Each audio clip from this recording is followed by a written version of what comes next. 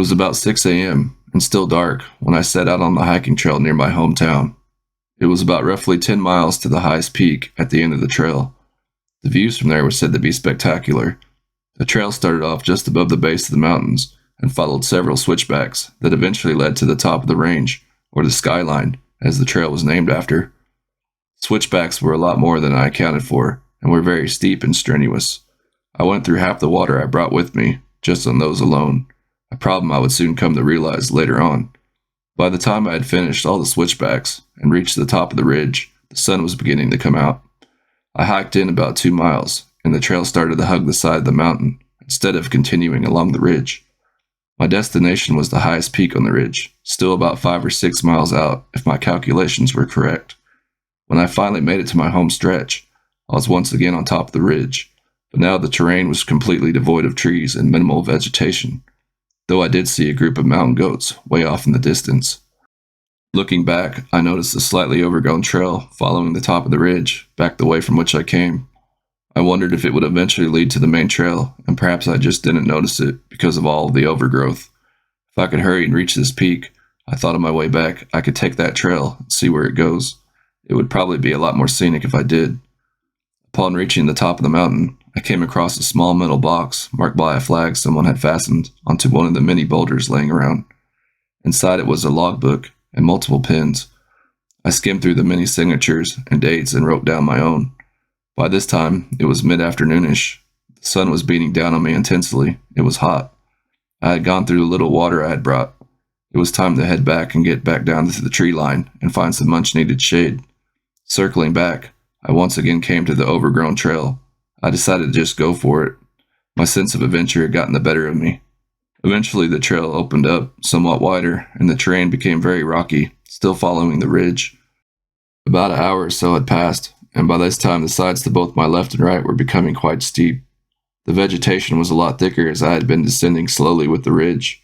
My feet were in utter agony at this point, due to large blisters forming from the rocky path and my poor shoe quality. Next time I would have brought some proper hiking boots, I said to myself. The trail began to completely fizzle out into nothing but open rock. I couldn't find any trail markers, and to my front and right were sheer cliffs. Well, this is just outstanding, I thought. It was getting later in the day. My feet were killing me. I was sunburnt really bad. I had no water left. The idea of going back up the rocky path to the main trail made my feet hurt worse. My only other option, I thought, was to take my chances and go off trail to my left and head down the side of the mountain in hopes of eventually coming across the main path I came in on. I would have to come across it. I just knew it.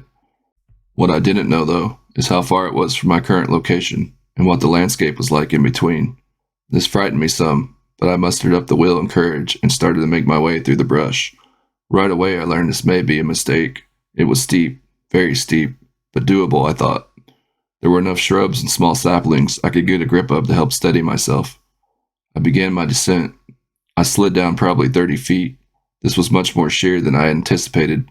There was no way I could make it back up now. I was exhausted and in extreme discomfort. The ground I came down on was very loose. Dirt and gravel kept whizzing by my head. I finally came to an almost vertical cliff. I would judge it to be about 10 feet or so. Holy crap, I thought. What am I going to do now? I had to make it down. I could make out a small flat clearing below. If I could somehow hoist myself down over the small ledge, I could drop down. I lowered my left leg over the cliff. The plan was to lower my right leg too, and using only my upper body strength to hold myself over the ledge and drop down.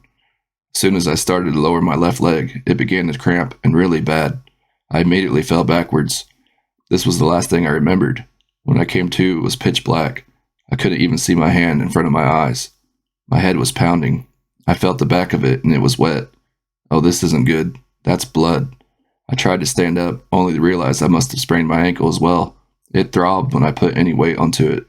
I had no idea what my surroundings were, just that I made it to the small clearing I spotted earlier. I backed myself to the cliff face and felt around the back of my head. How long was I out for? I felt a pretty good-sized gash. I took one of my socks off and, turning it inside out, applied it to the wound. I sat still, trying not to panic. The pain was bad. I waited the night through. Sleep wasn't happening for most of the night. Bugs were constantly crawling on me, and I couldn't see them. This was driving me mad. I must have dozed off many hours later. I awoke with my head still throbbing. The sock was stiff with blood.